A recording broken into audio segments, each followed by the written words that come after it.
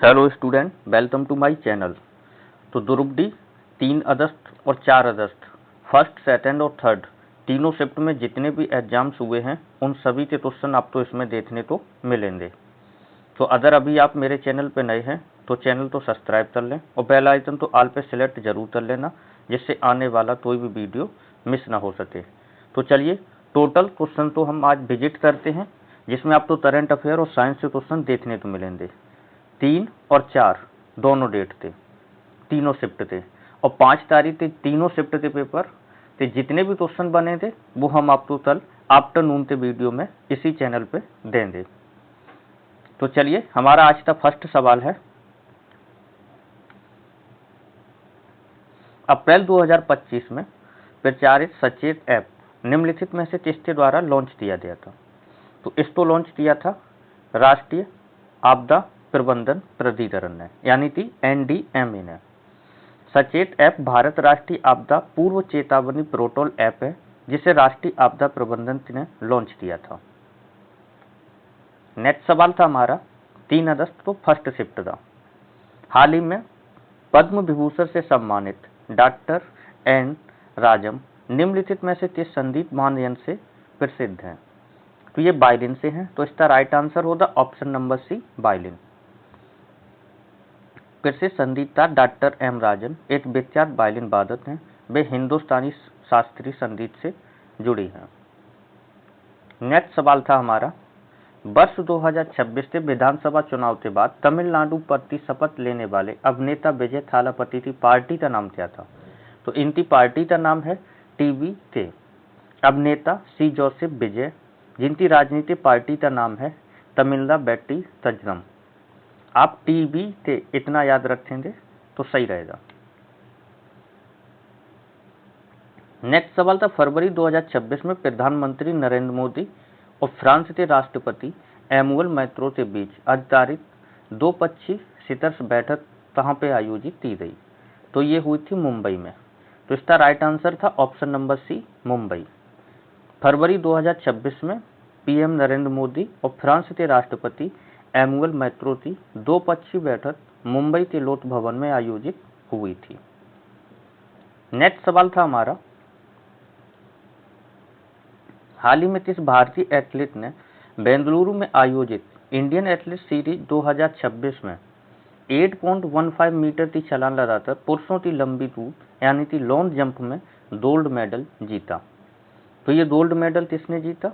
मुरली श्रीशंकर ने। तो right answer था इसका ऑप्शन नंबर बी, मुरली श्रीशंकर ने 8.15 मीटर की छलांग लगाकर गोल्ड मेडल जीता है।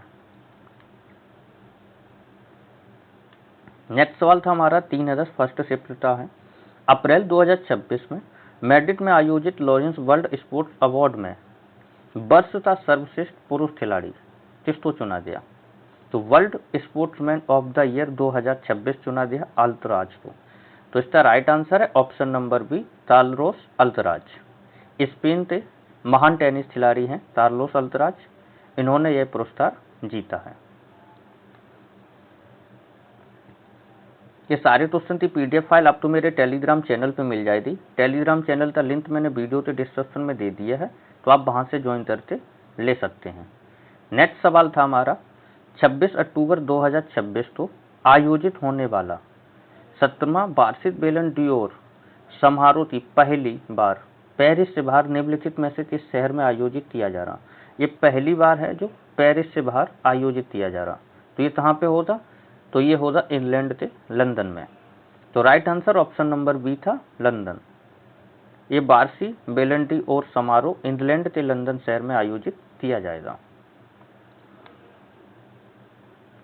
नेक्स्ट सवाल था हमारा, वर्ष 2026 में युवाओं के सर्वांगीण विकास के लिए खेल संस्कार और सफलता की नई उड़ान के लिए टैगलाइन के साथ किस राज्य सरकार ने ग्रीष्मकालीन खेल शिखर आरोह 2026 पहल शुरू की?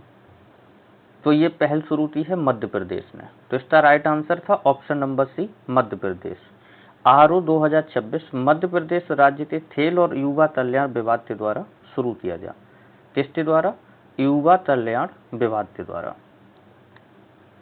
नेक्स्ट सवाल था 6 से 8 अप्रैल 2026 को आयोजित भारतीय रिजर्व बैंक यानी कि आरबीआई की मौद्रिक नीति समिट में बैठक कौन सी नंबर की थी?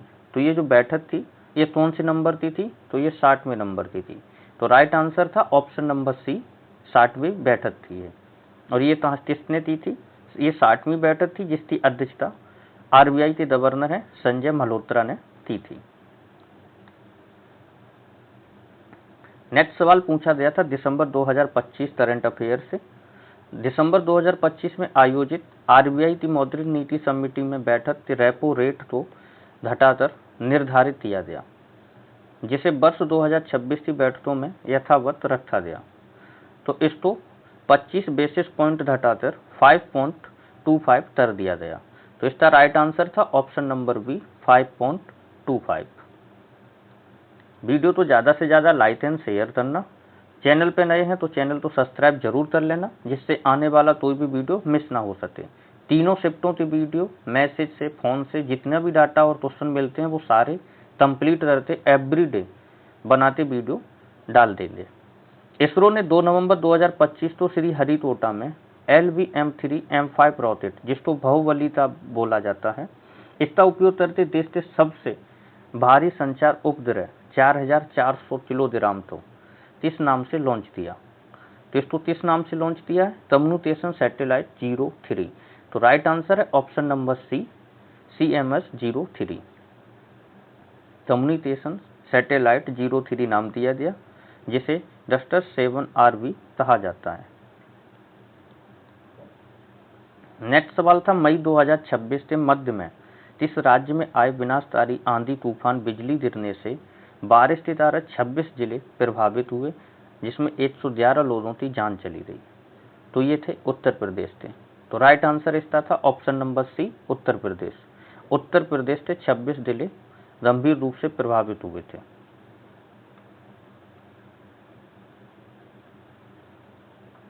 नेक्स्ट सवाल था विश्व बैंक के द्वारा संशोधित 3.0 प्रति दिन डॉलर की नई अंतर्राष्ट्रीय गरीबी रेखा के आधार पर वर्ष 2022 व 23 में भारत में अत्यधिक गरीबी दर कितनी दर्ज की गई?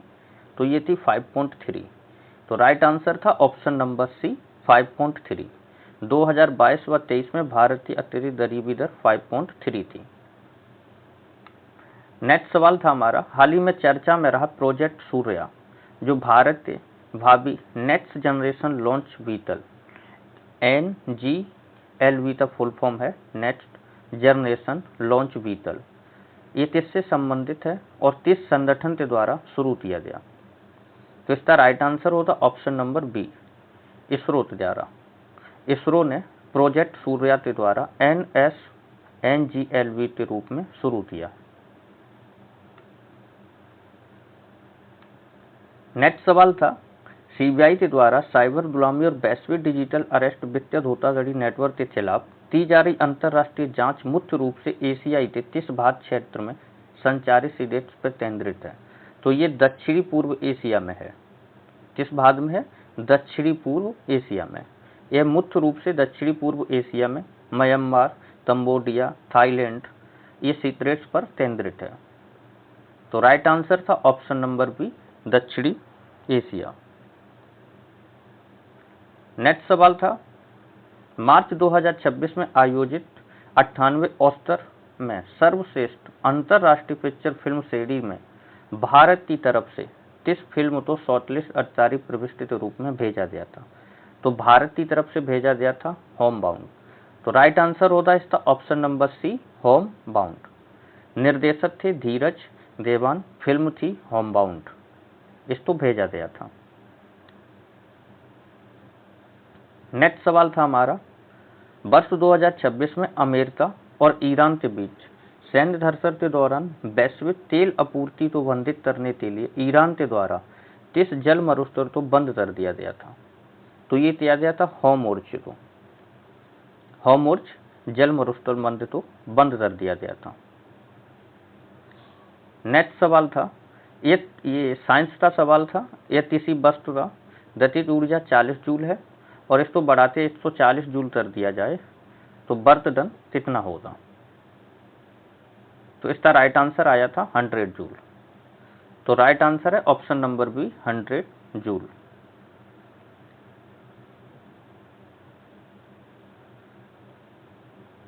नेक्स्ट सवाल था, एक द्रव्यमान वस्तु में वेग समय ग्राफ में यदि ग्राफ की रेखा समय अक्ष पर झुकी हुई है तो वस्तु के वेग की क्या स्थिति होगी?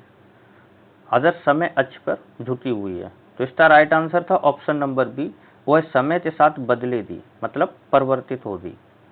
रेखा झुकी होने पर अर्थ है कि वेग समय के साथ बदल रहा है और वस्तु एक समान त्वर, मतलब एक समान त्वर या मंदन में है। नेक्स्ट सवाल था, स्वच्छ आकाश तरंग नीला दिखाई देने का मुख्य वैज्ञानिक कारण क्या था? तो इसका सभी को पता होगा, स्कैटरिंग होता है। कम तरंगदैर्घ्य वाली नीले प्रकाश का वायुमंडलीय तरंगों के द्वारा सर्वाधिक स्कैटरिंग होता है।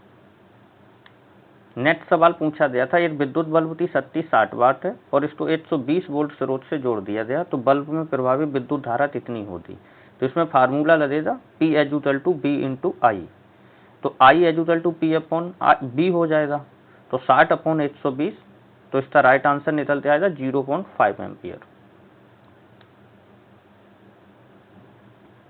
नेक्स्ट सवाल था, न्यूटन्स लॉ के न्यूटन के गति के दूसरे नियम के अनुसार यदि किसी निश्चित द्रव्यमान वाली वस्तु पर असंतुलित बल लगाया जाता तो वस्तु पर क्या प्रभाव पड़ेगा? असंतुलित बल लगाने पे वस्तु पर क्या प्रभाव पड़ेगा? तो इसका राइट आंसर था ऑप्शन नंबर बी, वस्तु में बल के अनुत्क्रमणापाती त्वरण उत्पन्न होगा। इसका फार्मूला होता है सेकंड लॉ का F = m × A।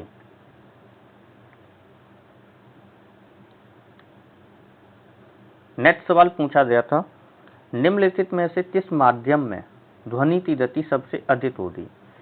तो ध्वनि की गति सबसे अधिक होती है सॉलिड में, उसके बाद लिक्विड और उसके बाद गैस में। और सॉलिड में भी सबसे ज़्यादा किसमें होती है? एल्युमिनियम में, और फिर स्टील में। एल्युमिनियम में होती है 6420। तो सर्वाधिक किसमें हो रही? ठोस में। तो right answer option number C. Next सवाल था, रासायन विज्ञान में द्रव्यमान संरक्षण का नियम, मतलब law of conservation of mass, निम्नलिखित में से किस वैज्ञानिक के द्वारा दिया गया था? तो ये दिया था एंटोनी लेवोसियर ने। तो राइट आंसर इसका होगा option number C, Antoine Lavoisier. Antoine Lavoisier ने 1789 में यह नियम प्रस्तुत किया था। उन्हें आधुनिक रासायन विज्ञान का जनक भी कहा जाता है। किसको? एंटोनी लेवोसियर को। नेक्स्ट सवाल पूछा गया था, निम्नलिखित रासायनिक अभिक्रिया का मुख्य उत्पाद क्या होगा? ये अभिक्रिया दी गई थी और इसका प्रोडक्ट क्या होगा ये पूछा गया था। तो इसका प्रोडक्ट जो होगा न्यूट्रलाइजेशन होगा, मतलब एक उदासीन तरल होगा, और लवण और जल इसमें प्राप्त होंगे। तो इसका राइट आंसर था option number B, NaCl + H2O। Next सवाल पूछा गया था, न्यूरॉन मतलब तंत्रिका कोशिका का कौन सा भाग है जो अन्य कोशिकाओं से रासायनिक या विद्युत संकेत प्राप्त करने में जिम्मेदार है? तो संदेश प्राप्त करने के लिए जिम्मेदार होता है डेंड्राइट। तो राइट आंसर होता है option number B, dendrite. Dendrite जो होता है वो अन्य कोशिकाओं या संवेदनीय अंगों से प्राप्त संदेश करता है। नेक्स्ट सवाल था, एक न्यूमेरिकल पूछा गया था। ये एक प्रकाश की तरंगदैर्घ्य दी थी 600 न्यूटन मीटर और उसकी चाल थी 3 × 10⁸ मीटर पर सेकेंड, और इसकी फ्रिक्वेंसी क्या होती ये पूछा गया था। तो इसका राइट आंसर निकलते आया था 5 × 10⁻14 हर्ट्ज। फार्मूला लगेगा F = B/λ।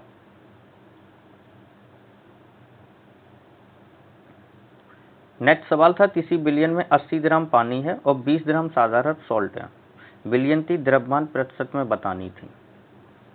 तो इसका राइट आंसर निकल के आएगा 20%, 20/100 × 100। तो राइट आंसर आएगा 20%।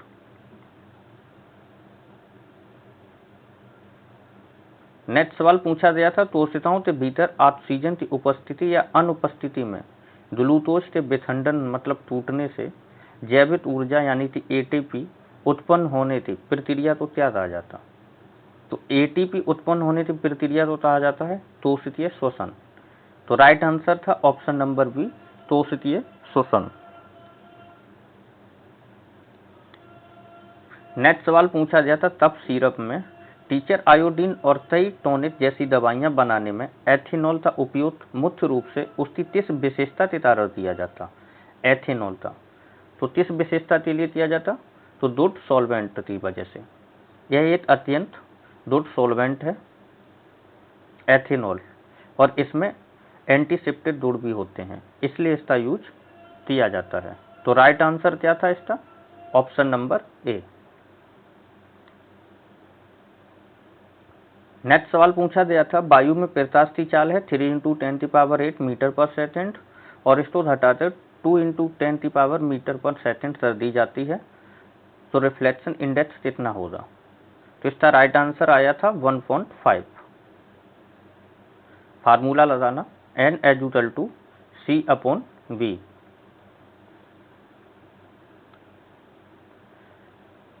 नेक्स्ट सवाल पूछा गया था, निम्नलिखित में से कौन सा पदार्थ योजित अपघटन अभिक्रिया प्रदर्शित करते हैं? कौन कौन से हैं जो अभिक्रिया प्रदर्शित करते हैं? तो सिल्वर ब्रोमाइड भी करता है, कैल्शियम कार्बोनेट भी करता है और जल भी करता। तो राइट आंसर होगा 1, 2, 3, यानी कि right answer option number C 1, 2 और 3। और जो 4 नंबर पे है यह एक विस्थापन डिस्प्लेसमेंट है।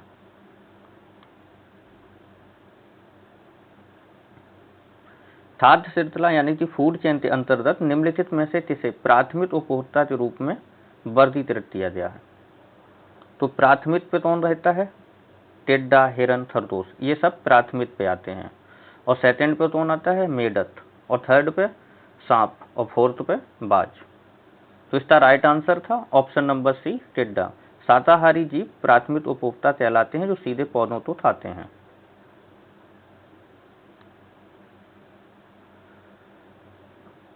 नेक्स्ट सवाल था, हाल ही में जनवरी 2026 में किस आईआईटी के द्वारा 3.1 पेटाफ्लॉप्स की क्षमता वाला परम शक्ति सुपर कंप्यूटर लॉन्च किया गया? तो ये लॉन्च किया था आईआईटी मद्रास ने। तो इसका राइट आंसर था option number B IIT Madras.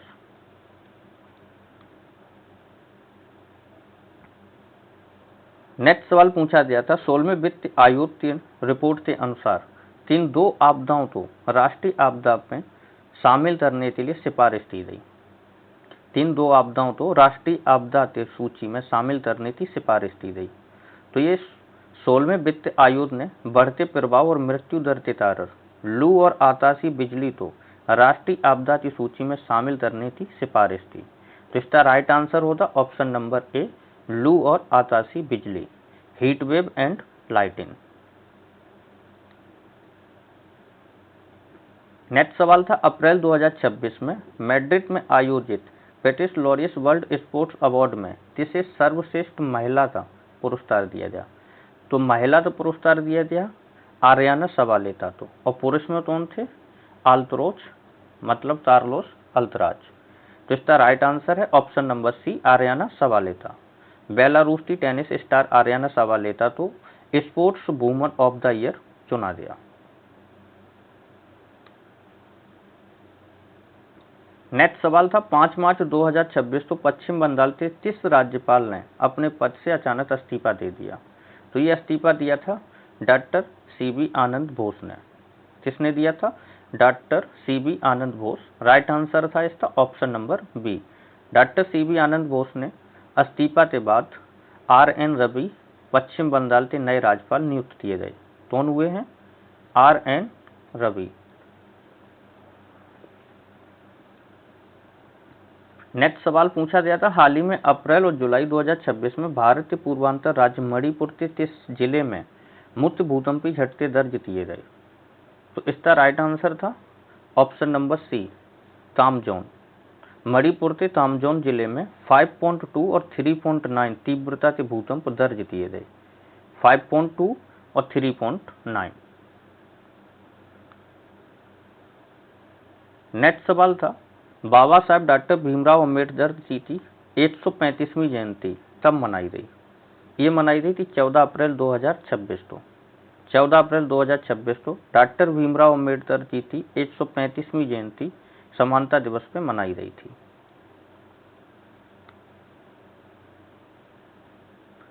Next सवाल था, पश्चिम बंगाल सरकार के द्वारा वित्तीय वर्ष 2026 व 27 के बजट में महिलाओं के कल्याण के लिए शुरू की गई अन्नपूर्णा योजना तुल कितनी राशि बनते प्रावधान किया गया था? तो ये थी 3600 करोड़। तो राइट आंसर था 36 करोड़। पात्र महिलाओं को 3000 प्रति माह सहायता देने के लिए 36,000 करोड़ का प्रावधान किया गया।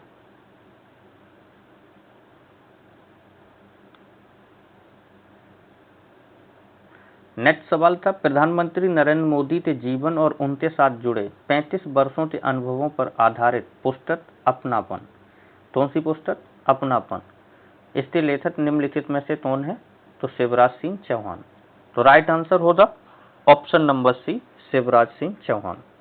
केंद्रीय मंत्री शिवराज सिंह चौहान ने इस पुस्तक के लेखक हैं।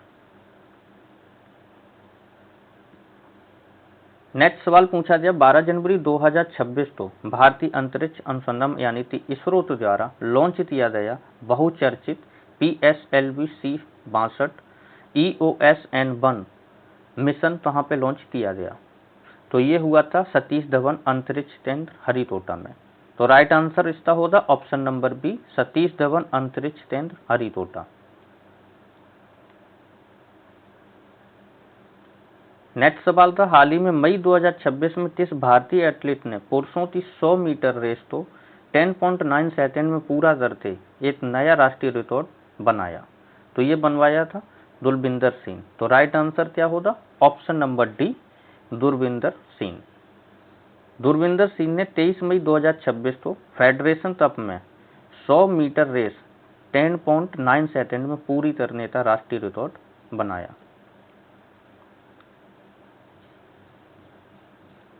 नेक्स्ट सवाल पूछा गया था, वर्ष 2026 में आतंकवाद विरोधी अभियानों, प्रभाव और सुरक्षा पर केंद्रित 6वीं भारत युद्ध गृह मामलों की वार्ता जो है ये कहाँ पे आयोजित की गई थी?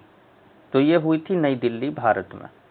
तो राइट आंसर इसका था option number B, new Delhi, Bharat.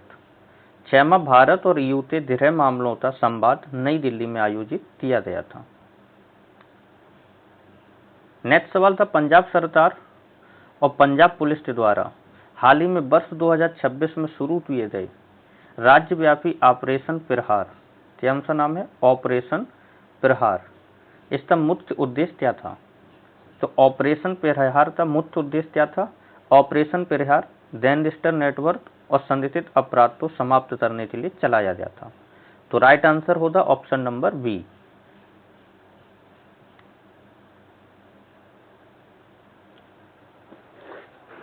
Next सवाल था, हाल ही में दिसंबर 2025 में जनवरी 2026 के बीच आयोजित हुआ फुटबॉल का प्रतिष्ठित अफ्रीका कप ऑफ नेशन किस देश में आयोजित किया गया?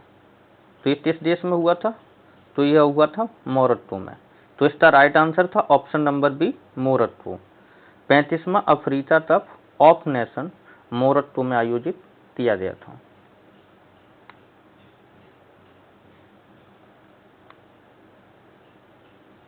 नेक्स्ट सवाल था, आदिवासी एथलीटों के लिए समर्पित भारत के पहले राष्ट्रीय बहुखेल आयोजन में खेलो इंडिया टेबल गेम्स में किसने मेजबानी की थी? तो खेलो इंडिया टेबल गेम्स की मेजबानी किस राज्य ने की थी? छत्तीसगढ़ ने। तो right answer option number C, Chhattisgarh. पहला Khelo India table game 2026 Chhattisgarh के रायपुर जंगलपुर सरगुजा में आयोजित हुआ। कर्नाटक ओवरऑल चैंपियन रहा। कौन चैंपियन रहा? कर्नाटक। नेक्स्ट सवाल पूछा गया था, जून 2026 में केंद्रीय स्वास्थ्य मंत्री जेपी नड्डा की अध्यक्षता में राष्ट्रीय स्वास्थ्य प्राथमिकता और जन स्वास्थ्य समस्याओं की समीक्षा की किस नंबर की केंद्रीय स्वास्थ्य परिवार कल्याण परिषद सम्मेलन का आयोजन किया गया था? तो ये कितने नंबर की थी? 16वें नंबर की। तो right answer option number C, 16वां सम्मेलन।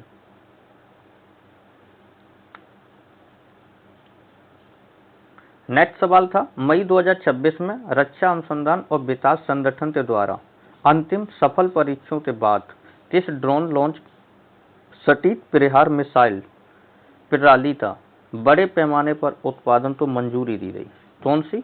सटीक प्रहार। तो इसको किसने मंजूरी दी? इसको मंजूरी option number C, ULPGM V3 missile प्रणाली ते मॉस प्रोडक्शन तो मंजूरी दी गई। हाल ही में आयकर विभाग के द्वारा करदाताओं के प्रश्नों का वास्तविक समय पर समाधान करने और ITR फाइलिंग और आसान बनाने के लिए लॉन्च किए गए AI संचालित मोबाइल ऐप का नाम क्या है? तो AI संचालित मोबाइल ऐप का नाम है सारथी ऐप। तो राइट आंसर ऑप्शन नंबर ए। आयकर विभाग के द्वारा लॉन्च सारथी ऐप AI संचालित चैट बॉट ऐप है। नेक्स्ट सवाल पूछा गया था, भारतीय अर्थव्यवस्था में सकल मूल्य बाधित को निम्नलिखित में से किस क्षेत्र मतलब सेक्टर में योगदान सबसे अधिक है? तो इसका योगदान सबसे अधिक है सेवा तृतीय क्षेत्र में। भारत के तुल GBS में सेवा क्षेत्र हिस्सेदारी सर्वाधिक 55% से 56.4% है। 55% से 56.4%। नेक्स्ट सवाल था, पौधों में अंतर्विषय विभोजन मतलब इंटरकैलियम मेरिस्टेमेटिक टिश्यू जो होता है वो मुख्य रूप से कहाँ पे पाया जाता? तो ये पाया जाता है पत्तियों के आधार पर सर्वधिन के पास में तने पर। तो इसका राइट आंसर होगा ऑप्शन नंबर बी। ये नोड्स और इंटर नोड्स के पास पाया जाता है।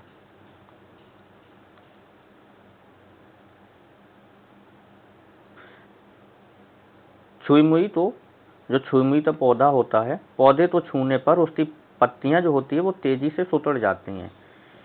इस बावजूद पौधों में निम्नलिखित में से कौन सा अपूर्णतः अनुपस्थित होता है? तो उसमें से कौन सा ऐसा टिश्यू है जो अनुपस्थित होता है? तो जो छुई मुई का पौधा होता है उसमें नर्वस टिश्यू जो होता है वो अनुपस्थित होता है। तो राइट आंसर होता option number D, nervous tissue. पौधों में तंत्रिका उत्तक यानी कि नर्वस टिश्यू या न्यूरॉन्स नहीं पाए जाते। नर्वस टिश्यू और न्यूरॉन्स छुई मुई के पौधे में नहीं पाए जाते। तो right answer option number D. Next सवाल था, पृथ्वी पर जल के निरंतर संरक्षण को दर्शाने वाले चक्र यानी कि वाटर सर्कल की अवस्थाओं का सही क्रम के रूप में व्यवस्थित करें। तो इसका सही क्रम था, पहले था बाष्पीकरण, उसके बाद सघन, उसके बाद वर्षण, उसके बाद संग्रहण या अपवाह। तो राइट आंसर होता है इसका ऑप्शन नंबर बी। पहले है बाष्पीकरण, दूसरे पे कंडेंसेशन, तीसरे पे वर्षण और चौथे पे कलेक्शन।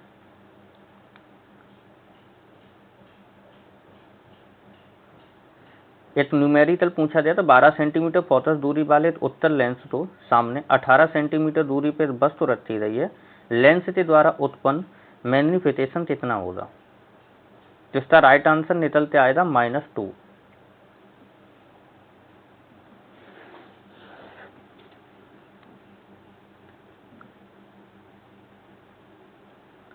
यदि विभवांतर स्थिर रहे और किसी चालक का प्रतिरोध 2 गुना कर दिया जाए तो विद्युत धारा के ऊष्मीय प्रभाव पर क्या प्रभाव पड़ेगा? विभवांतर स्थित है लेकिन विद्युत धारा के ऊष्मीय प्रभाव पे पूछ रहा है, क्या प्रभाव पड़ेगा अगर प्रतिरोध को 2 गुना कर दिया जाए?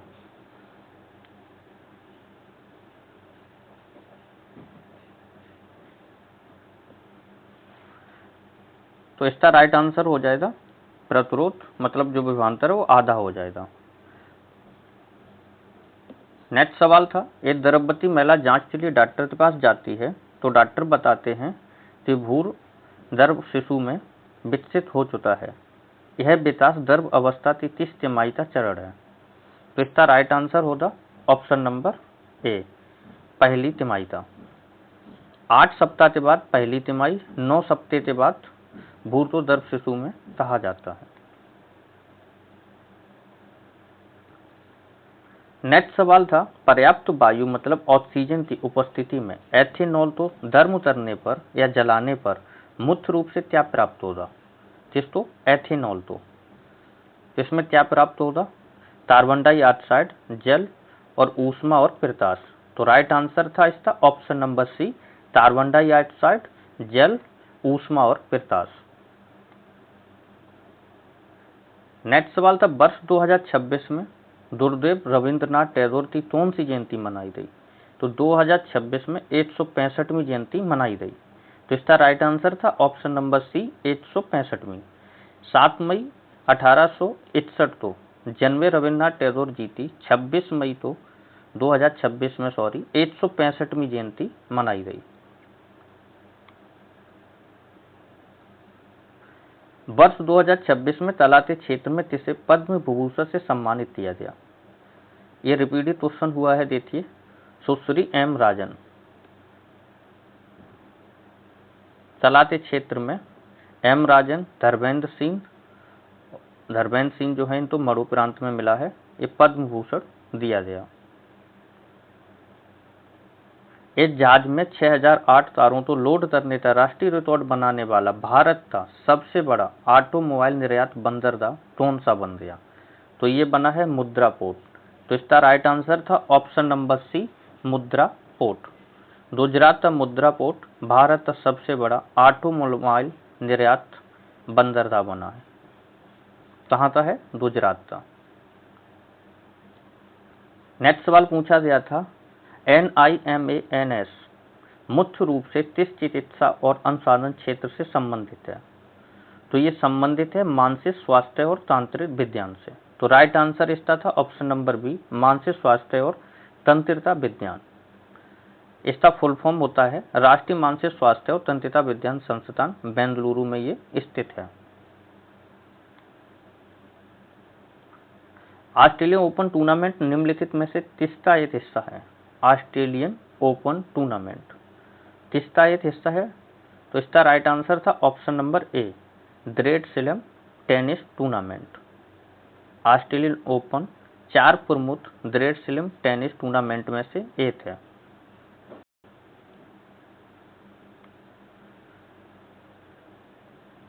नेक्स्ट सवाल पूछा गया था, मिलानो कॉर्टिन 2026 शीतकालीन ओलंपिक किस देश में कुल 41 मेडल जीतकर पदक तालिका में टॉप स्थान हासिल किया? तो ये किया था नॉर्वे ने। कितने? 41 मेडल के साथ नॉर्वे ने पहला स्थान हासिल किया था, जिसमें से 18 गोल्ड थे, 12 रजत और 11 कांस्य।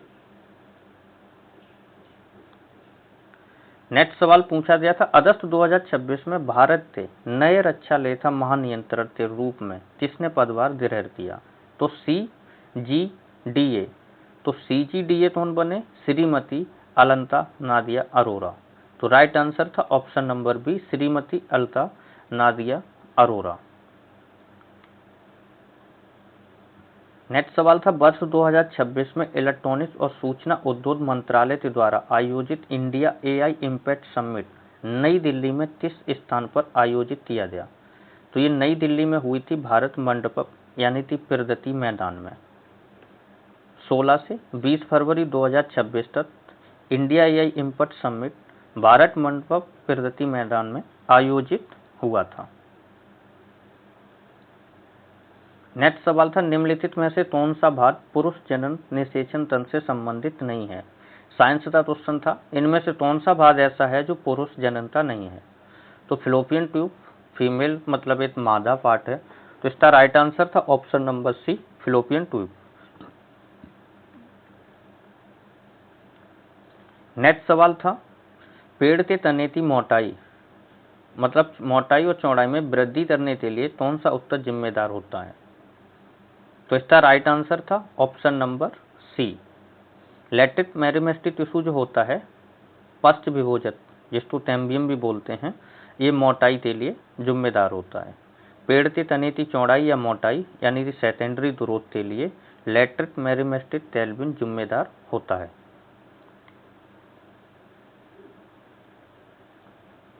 पानी में डूबी हुई लोहे की तील या पानी से भरे बर्तन की तली थोड़ा ऊपर उठी हुई दिखाई देती है, यह किस प्रकाशीय घटना के कारण होता है? तो ये होता है अपवर्तन के कारण। तो इसका राइट आंसर होता ऑप्शन नंबर बी, प्रकाश का अपवर्तन यानी कि रिफ्लेक्शन। यह प्रकाशीय भ्रम प्रकाश के अपवर्तन यानी कि रिफ्लेक्शन ऑफ लाइट के कारण होता है।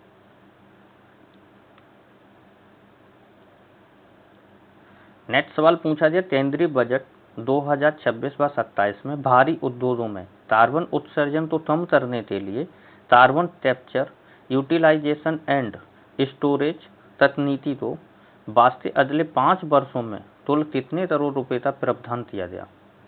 तो ये दिया गया 20,000 था। तो राइट आंसर होता ऑप्शन नंबर सी 20,000 करोड़ था। CCUS इसका फुल फॉर्म क्या है? Utilisation and storage. अगले 5 वर्षों में 20,000 करोड़ तो आवंटित किए गए। नेक्स्ट सवाल पूछा गया अवतल दर्पण में वक्रता केंद्र से परे बिहाइंड मतलब सी रखी गई कोई वस्तु तो मुख्य अक्ष वक्रता केंद्र यानी कि सेंटर की ओर स्थानांतरित किया जाता है तो प्रतिबिंब पर क्या प्रभाव पड़ता है? तो प्रतिबिंब फोकस दूरी वक्रता केंद्र की ओर बढ़ता है और आकार में बड़ा होता है। तो राइट आंसर होता ऑप्शन नंबर बी। जब वस्तु सी की ओर बढ़ती है तो प्रतिबिंब एफ से सी की ओर खिसकता है और इसका आकार बढ़ता है।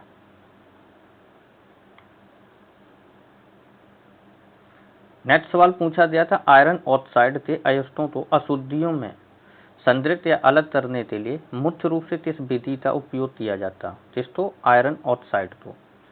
तो इसके लिए किया जाता है चुंबकीय पृथक्करण विधि। तो राइट आंसर होता ऑप्शन नंबर बी।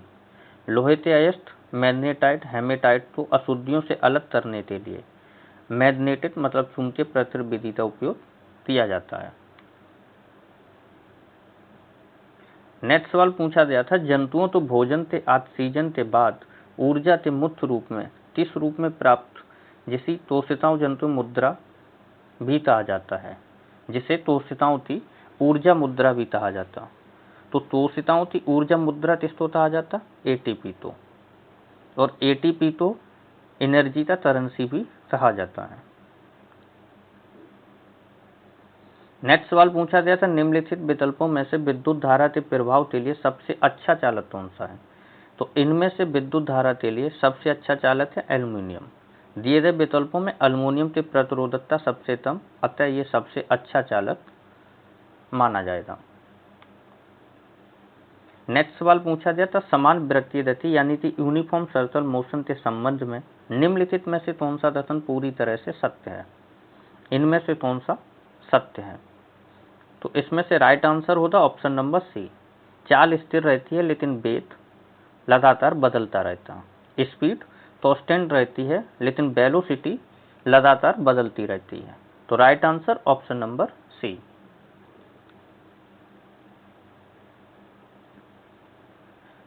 नेक्स्ट सवाल था यदि 2000 वाट के हीटर को 2 घंटे लगातार चलाया जाता तो इसके द्वारा खपत की गई कुल ऊष्मा ऊर्जा का मान जूल में कितना होगा? जूल में पूछा गया था। इसका फार्मूला होता H=P/T। तो राइट आंसर इसका निकलेगा option number C 1.44 × 10⁷ joule. Next सवाल था पृथ्वी की सतह से h ऊंचाई पर रखी m किलो द्रव्यमान की वस्तु किसी वस्तु की स्थितिज ऊर्जा यानी कि पोटेंशियल एनर्जी क्या होगी? तो पोटेंशियल एनर्जी क्या होगी? mgh। तो राइट आंसर होगा ऑप्शन नंबर बी।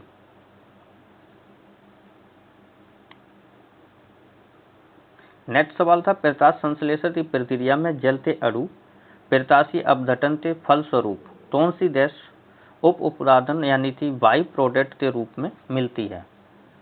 तो कौन सा मिलता है बाई प्रोडक्ट के रूप में? तो बाई प्रोडक्ट के रूप में निकलती है ऑक्सीजन। तो राइट आंसर इसका था ऑप्शन नंबर बी ऑक्सीजन। जल अपघटन यानी कि फोटोसिंथेसिस ऑफ वाटर से ऑक्सीजन गैस उप उत्पादन के रूप में निकलती है। नेक्स्ट सवाल पूछा गया था कार्बन डाइऑक्साइड और जल का द्रव्यमान सही द्रव्यमान क्या है? तो कार्बन डाइऑक्साइड और जल का तो इसका होगा 44 और 18। तो राइट आंसर बनेगा ऑप्शन नंबर बी 44 और 18। कार्बन डाइऑक्साइड तो 12 O2 तो 2 तो 2 × 16 44 और इसका H2O था 2 ये हैं तो 2 × 1 और प्लस 16 18 ये।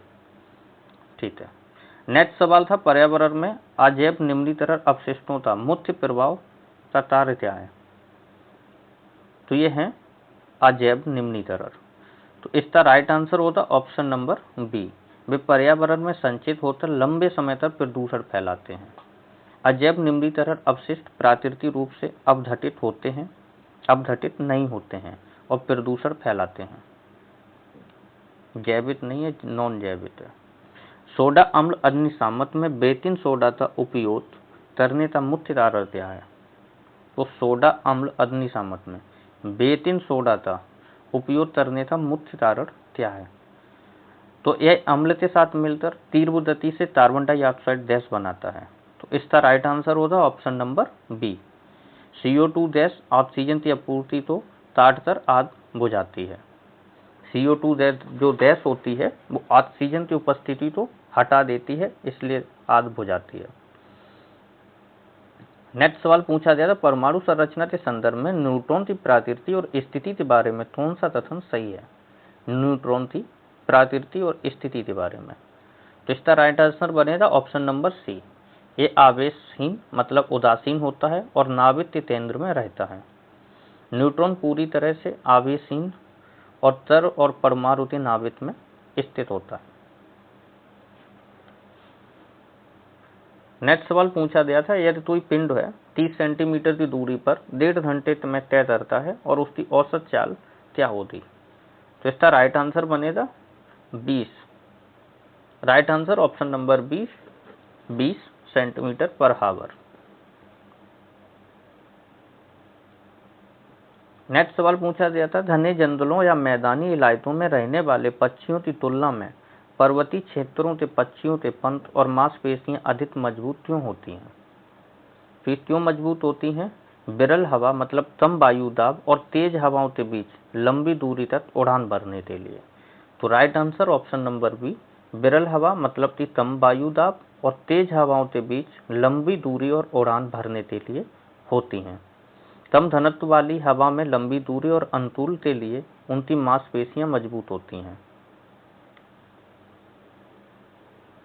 नेक्स्ट सवाल पूछा गया था, केकड़े और केंचुए के शरीर पर बाहरी सख्त और सुरक्षात्मक परत होने का मुख्य जैविक कारण क्या है? इसका मुख्य जैविक कारण क्या है? यह आंतरिक अंगों की रक्षा करते हैं और नमी बनाए रखते हैं और शारीरिक सहारा देते हैं। तो राइट आंसर बनेगा ऑप्शन नंबर सी।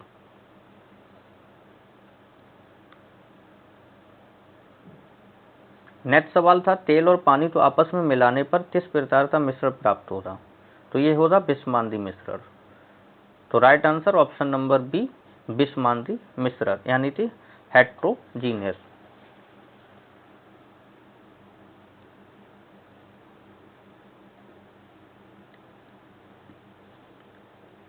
अब ये रेलवे ग्रुप डी 2000 जो 4 अगस्त को पेपर हुए, शिफ्ट फर्स्ट और सेकंड और थर्ड में, उनके क्वेश्चन हैं।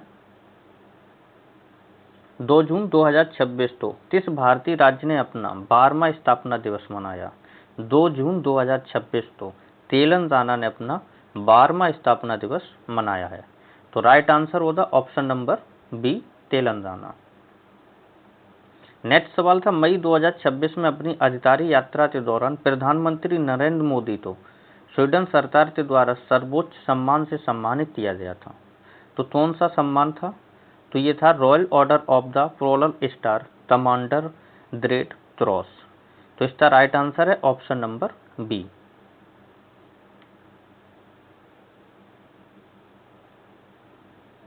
नेक्स्ट सवाल था, अप्रैल 2026 में मैड्रिड में आयोजित समारोह में किस खिलाड़ी को Laureus world sports woman of the year 2026 के खिताब से सम्मानित किया गया? ये रिपीट हुआ है question. Option number C, Carlos Alcaraz. ये 3 अगस्त को फर्स्ट शिफ्ट में भी पूछा गया था और वही सेम क्वेश्चन इसमें भी पूछा गया। अप्रैल 2026 में रिपोर्ट विदाउट बॉर्डर मतलब RSF के द्वारा जारी विश्व प्रेस स्वतंत्रता सूचकांक 2026 में कौन सा देश लगातार 10वीं बार प्रथम स्थान पर रहा? हमारी मीडिया की तो स्थिति पता ही है आपको, 157 पे है। नॉर्वे 10वीं बार लगातार टॉप पे रहा। तो right answer option number D होगा, नॉर्वे।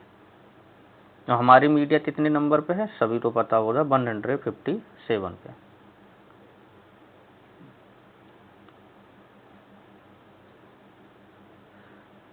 नेक्स्ट सवाल पूछा गया था, केंद्रीय बजट 2026-27 में घोषित बायोफार्म शक्ति पहल में शक्ति का पूर्ण रूप क्या था? मतलब शक्ति का फुल फॉर्म क्या था?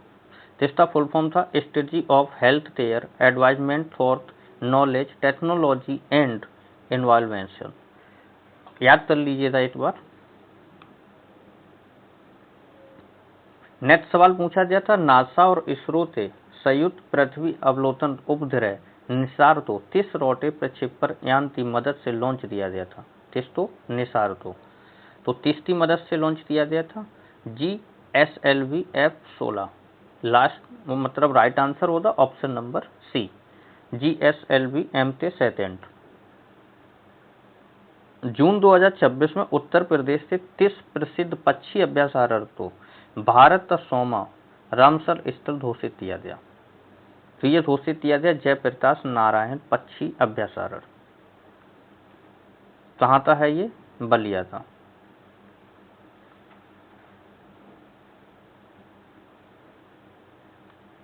नेक्स्ट सवाल पूछा गया था, मई 2026 में भारत की मेजबानी में 12 मित्र देशों की सेनाओं ने बहुराष्ट्रीय सैन्य अभ्यास प्रगति कहां पर आयोजित किया? तो ये प्रगति हुआ था उमरोई मेघालय में। तो इसका राइट आंसर होगा option number B, Umroi Meghalaya. Next सवाल था, मई 2026 में ऑपरेशन सिंदूर पर आधारित एक विशेष स्मारक पुस्तक का विमोचन किसने किया था? तो ऑपरेशन सिंदूर पर आधारित एक विशेष स्मारक पुस्तक का विमोचन किया था राजनाथ सिंह ने। तो राइट आंसर होगा option number B, Rajnath Singh.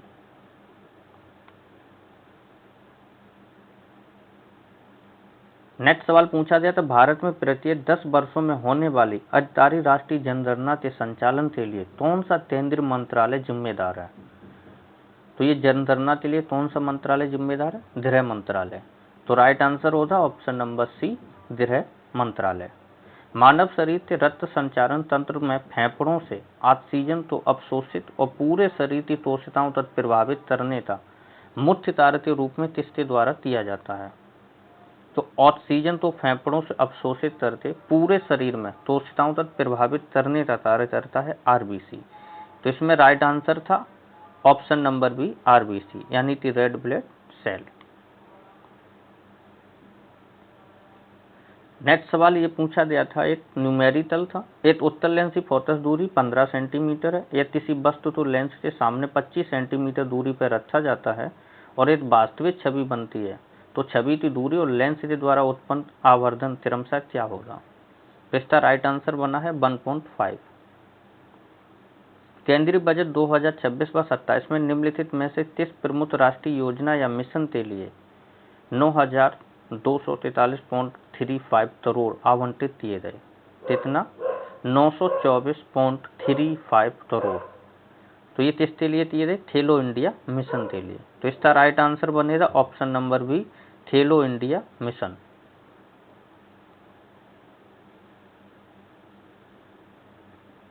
PM Surya Ghar मुफ्त बिजली योजना संयुक्त राष्ट्र के किस सतत विकास लक्ष्य को प्राप्त करने में प्रत्यक्ष रूप से योगदान देती है? तो इसका राइट आंसर था ऑप्शन नंबर सी, सतत विकास लक्ष्य 7, सस्ती और स्वच्छ ऊर्जा। नेक्स्ट सवाल पूछा गया, निम्नलिखित में से कौन सा उपकरण चुंबकीय क्षेत्र में रखे धारावाही चालक पर लगने वाले बल का उपयोग करके विद्युत ऊर्जा को यांत्रिक ऊर्जा में परिवर्तित करता है? किस विद्युत ऊर्जा को यांत्रिक ऊर्जा में कौन परिवर्तित करता है? मोटर। तो right answer option number B, motor. और अगर पूछता यांत्रिक ऊर्जा तो विद्युत ऊर्जा में कौन करता है? यांत्रिक ऊर्जा तो विद्युत ऊर्जा में कौन करता है? तो मोटर। और अगर विद्युत ऊर्जा तो पूछे तो मोटर, और यांत्रिक ऊर्जा तो विद्युत में पूछे तो जनरेटर। पेरिस 2024 पैरा ओलंपिक में पुरुषों की F-64 भाला फेंक श्रेणी में रिकॉर्ड तौर प्रदर्शन के साथ किस भारतीय खिलाड़ी ने गोल्ड मेडल जीता? तो ये जीता है सुमित अंतिल ने। तो राइट आंसर इसका बनेगा option number B, Sumit. Next सवाल था, डीआरडीओ और भारतीय नौसेना के द्वारा स्वदेशी रूप से विकसित सतह से हवा में मार करने वाली VLSRSAM मिसाइल का सफल उड़ान परीक्षण कहाँ आयोजित किया गया? तो ये कहाँ पे हुआ है? एकीकृत परीक्षण रेंज मतलब ITR चांदीपुर उड़ीसा में। तो राइट आंसर इसका था option number C, Chandipur Orissa. निम्नलिखित में से कौन सा मिश्रण निलंबन मतलब सस्पेंशन का उदाहरण है? तो सस्पेंशन का इनमें से कौन सा था? पानी और रेत। ये 4 तारीख तो पूछे हुए सारे क्वेश्चन से। रासायनिक विज्ञान में अपक्षेपर अपक्रिया मुख्य विशेषता निम्नलिखित में से क्या है? तो इसकी मुख्य विशेषता है ये दो यौगिकों के बीच आयनों का आदान प्रदान होकर अघुलनशील ठोस बनाना। तो इसका राइट आंसर होगा ऑप्शन नंबर बी, दो यौगिकों के बीच आयनों का आदान प्रदान होकर अघुलनशील ठोस बनाना। नेक्स्ट सवाल पूछा गया था, भौतिकी के नियम अनुसार विस्थापन यानी कि डिस्प्लेसमेंट को पूरी तरह से व्यक्त करने के लिए कौन सी दो आवश्यक शर्तें अनिवार्य हैं? तो इसके लिए दो आवश्यक शर्तें कौन सी अनिवार्य हैं? इनका मैग्नीट्यूड और डायरेक्शन दोनों होता है। तो right answer option number B होगा, परिमाण और दिशा। और विस्थापन कौन सी राशि है? सदिश राशि। नेक्स्ट सवाल पूछा गया था, मानव शरीर के परिसंचरण तंत्र में रक्त तो उल्टी दिशा में बहने से रोकने के लिए कौन सी विशेष संरचना जिम्मेदार है? मतलब ब्लड तो उल्टी दिशा में बहने से रोकने के लिए तो कौन सा जिम्मेदार होता है? बाल्ब या तपाल्ट। तो राइट आंसर होगा ऑप्शन नंबर बी, बाल्ब या तपाल्ट। नेक्स्ट सवाल था हमारा, जब एक धातु हाइड्रोजन कार्बोनेट किसी अम्ल के साथ अभिक्रिया करता है तो निम्नलिखित में से कौन सी गैस तीव्र बुदबुदाहट के साथ यानी कि एफ्रेवाइसन के साथ बाहर निकलती है? तो ये निकलती है कार्बन डाइऑक्साइड गैस। तो राइट आंसर इसका बनेगा option number C, carbon dioxide.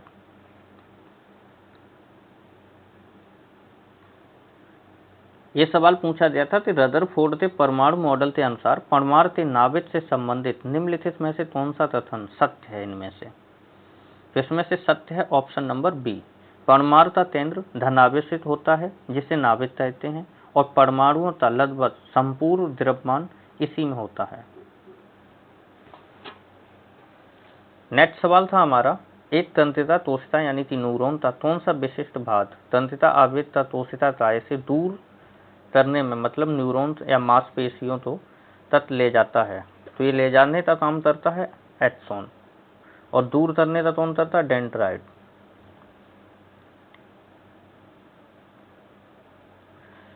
ये न्यूमेरिकल पूछा गया था, 500 तेजी द्रव्यमान वाली वस्तु तो पृथ्वी की सतह से उसकी आरंभिक ऊंचाई मतलब ऊंचाई से 2 गुना कर दिया जाए तो गुरुत्वाकर्षण मतलब जो स्थिति है वो पोटेंशियल एनर्जी है वो क्या होगी? तो इसका फार्मूला होता है mgh। अगर वो 2 गुना होगा तो ये भी 2 गुनी हो जाएगी, तो स्थितिज ऊर्जा भी 2 गुनी हो जाएगी। तो राइट आंसर उसका होगा ऑप्शन नंबर बी। नेक्स्ट सवाल पूछा गया था, यदि प्लेटलेट का मुख्य कार्य रक्त स्त्राव को रोकना है तो रक्त में मौजूद WBC का प्राथमिक कार्य क्या है? तो WBC का क्या कार्य है?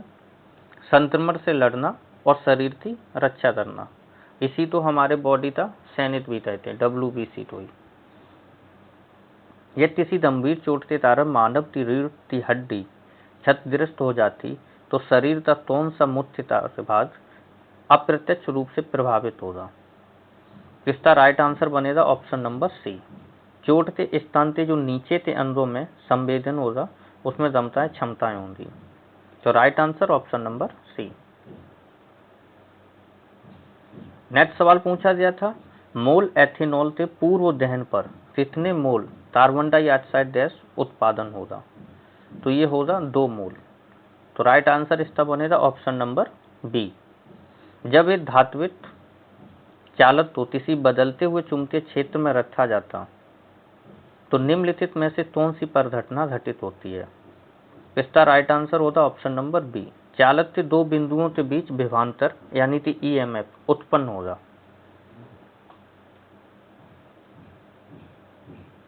नेक्स्ट क्वेश्चन पूछा गया था, भौतिक के नियम अनुसार किसी वस्तु पर किया गया कार्य निम्नलिखित में से 3 तारों पर निर्भर करता है। किया गया कार्य बल, विस्थापन और उनके बीच के कोण पर निर्भर करता है। तो इसका राइट आंसर क्या बनेगा? ऑप्शन नंबर डी, बल, विस्थापन और उनके बीच के कोण पे। तो right answer option number D, बल, विस्थापन और उनके बीच के कोण पर। नेक्स्ट सवाल पूछा गया था, जब दो समान चांचते प्रज्ञमों को एक दूसरे के विपरीत संयोजन में रखा जाता है, एक दूसरे के विपरीत संयोजन में रखा जाता और पहले प्रज्ञम पर श्वेत प्रकाश डाला जाता, तो दूसरे प्रज्ञम से बाहर निकलने वाले प्रकाश पर क्या प्रभाव पड़ता है? तो दूसरे वाला जो होता है वो भी 7 रंगों में पुनः मिलकर एतल श्वेत प्रकाश किरण में बदल जाते हैं। तो इसका राइट आंसर था ऑप्शन नंबर सी। नेक्स्ट सवाल था, जब ध्वनि तरंगें किसी माध्यम से होकर गुजरती हैं तो उसके माध्यम तरों पर जो तड़ होते हैं पार्टिकल्स, उन पर क्या प्रभाव पड़ता है? तो इसका राइट आंसर बना था ऑप्शन नंबर बी। तड़ अपनी मध्य स्थिति से आगे पीछे केवल कंपन करते रहते हैं, आगे गति नहीं करते हैं, सिर्फ कंपन करते हैं। वायुमंडल में कार्बन डाइऑक्साइड की सांद्रता में अत्यंत वृद्धि होने पर समुद्री जल के रासायनिक गुणों पर क्या प्रभाव पड़ता है? तो जो समुद्री जल होता है वो अधिक अम्लीय हो जाता है और उसका पीएच मान कम हो जाता है। इसका राइट आंसर बनेगा ऑप्शन नंबर बी, समुद्री जल अधिक अम्लीय हो जाता और उसका पीएच मान कम हो जाता।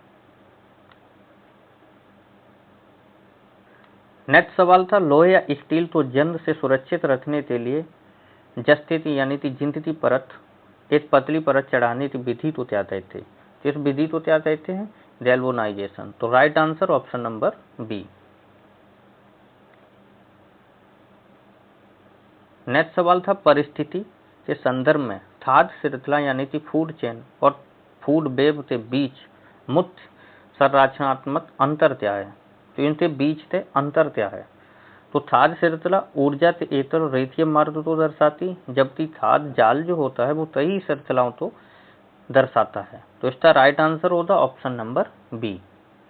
ओजोन परत के लक्षण के लिए सबसे प्रमुख और हानिकारक रासायन कौन सा है?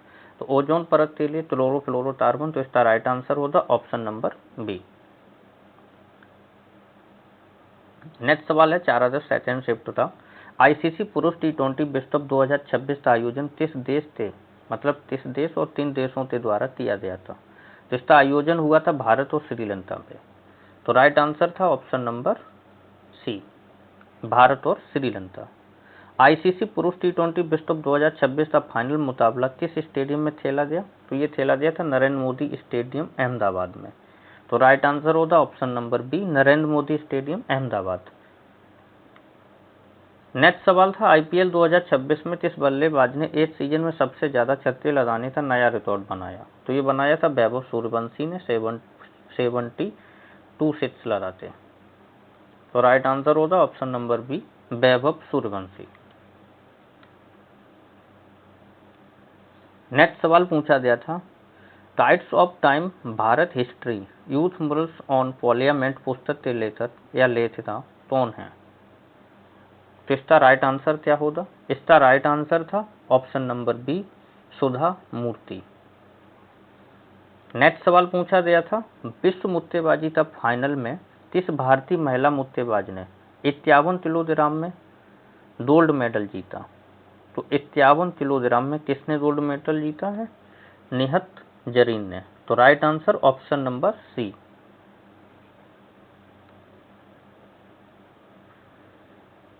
नेक्स्ट सवाल था, वर्ष 2026 में सड़क दुर्घटना पीड़ितों को कैशलेस आपातकालीन चिकित्सा सहायता प्रदान करने के लिए भारत सरकार के द्वारा कौन सी योजना लागू की गई? तो ये लागू की गई थी पीएम राहत योजना। तो इसका राइट आंसर होगा ऑप्शन नंबर बी, पीएम राहत योजना। नेक्स्ट क्वेश्चन पूछा गया है, साल 2026 में कौन सा व्यक्ति 14वीं बार दुनिया के 100 सबसे प्रभावशाली व्यक्तियों की सूची में शामिल हुआ? तो ये कौन हुआ है? Xi Jinping. तो right answer option number B. Next सवाल पूछा गया, भारतीय रेलवे ने 25 मई 2026 को किस शहर में चिराग सेंटर का उद्घाटन किया? तो चिराग सेंटर का उद्घाटन किया है हैदराबाद के सिकंदराबाद में। कहाँ पे किया?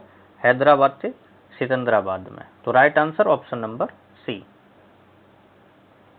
नेक्स्ट सवाल है, मार्च में 2026 में नवगठित राष्ट्रीय दंत चिकित्सा आयोग का पूर्ववर्ती नाम क्या था जिससे बंद कर दिया गया?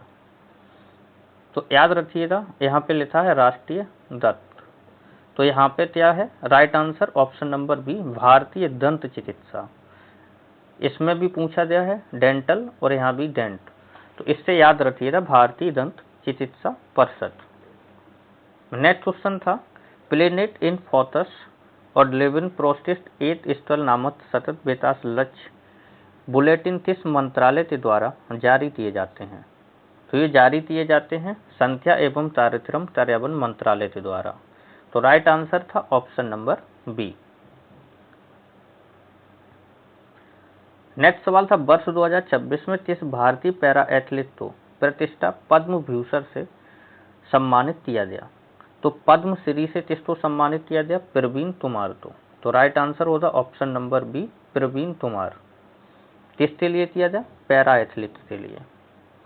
मई 2026 को रोम में संयुक्त राष्ट्र के खाद्य और कृषि संगठन के द्वारा किस राजनेता को प्रतिष्ठित एट्रिटोला मेडल से सम्मानित किया गया? तो ये किया गया था नरेंद्र मोदी को। तो राइट आंसर होगा option number B, Narendra Modi. Next सवाल था, जन विश्वास विधेयक 2026 का मुख्य उद्देश्य क्या है? तो जन विश्वास विधेयक 2026 का मुख्य उद्देश्य था मामूली अपराधी अपराधों तो नागरिकों दोषों के रूप में मानना और न्यायिक बोझ को कम करना। तो राइट आंसर बनेगा ऑप्शन नंबर बी। नेक्स्ट सवाल पूछा गया, भारत के पहले स्वदेशी मॉड्यूलर रेंज एक्सटेंशन और द्वाइड हथियार का पहला सफल उड़ान परीक्षण किसके द्वारा आयोजित किया गया था? तो ये किया गया था DRDO के द्वारा। तो राइट आंसर बनेगा ऑप्शन नंबर बी। नेक्स्ट सवाल था, DRDO के द्वारा मानव रहित हवाई वाहनों के लिए विकसित स्वदेशी सटीक निर्देशित मिसाइल का नवीनतम पूर्व विकसित संस्करण कौन सा है? तो इसका राइट आंसर था option number C, ULPGM-B3। Bharat का आर्थिक सर्वेक्षण संसद में किसकी घोषणा से ठीक पहले प्रस्तुत किया गया? तो ये किया गया था केंद्रीय बजट। तो राइट आंसर होगा option number B, union budget. किस राज्य सरकार ने प्रशासनिक सुधारों के तहत राज्य स्तरीय भ्रष्टाचार विरोधी अभियान प्रोजेक्ट 0 शुरू किया? तो प्रोजेक्ट 0 तो इसने शुरू किया था केरल ने। तो right answer option number B, Kerala. Next सवाल था, फरवरी 2026 में आयोजित 13वां एशियाई प्रशांत सतत विकास मंच किस देश में आयोजित किया गया? तो ये किया गया थाईलैंड में। याद रखिएगा 13वां है। नेक्स्ट सवाल पूछा गया था, केंद्रीय बजट 2026-27 में इंडिया सेमीकंडक्टर मिशन 2.0 के लिए घोषित 1000 करोड़ के बजटीय आवंटन मुख्य उद्देश्य क्या था?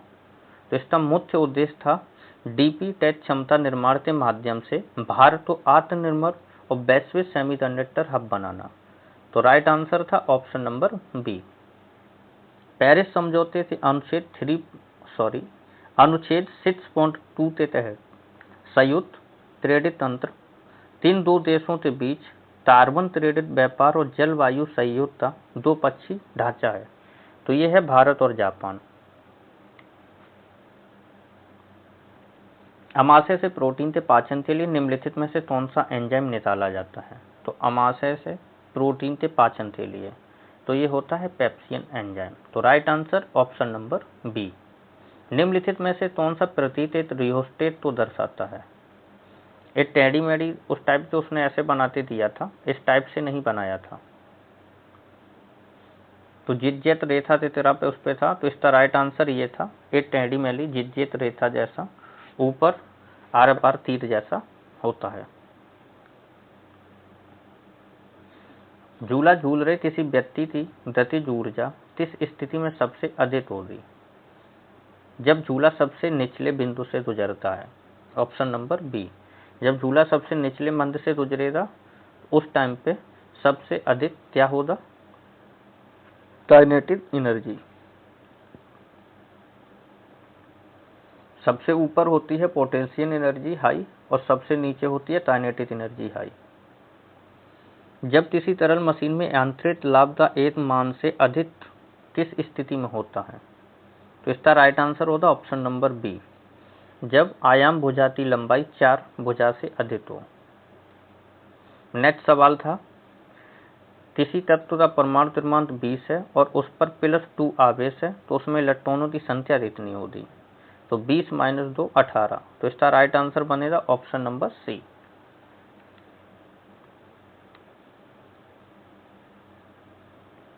एक पारंपरिक विद्युत बल्ब क्यों दिलो तरता है?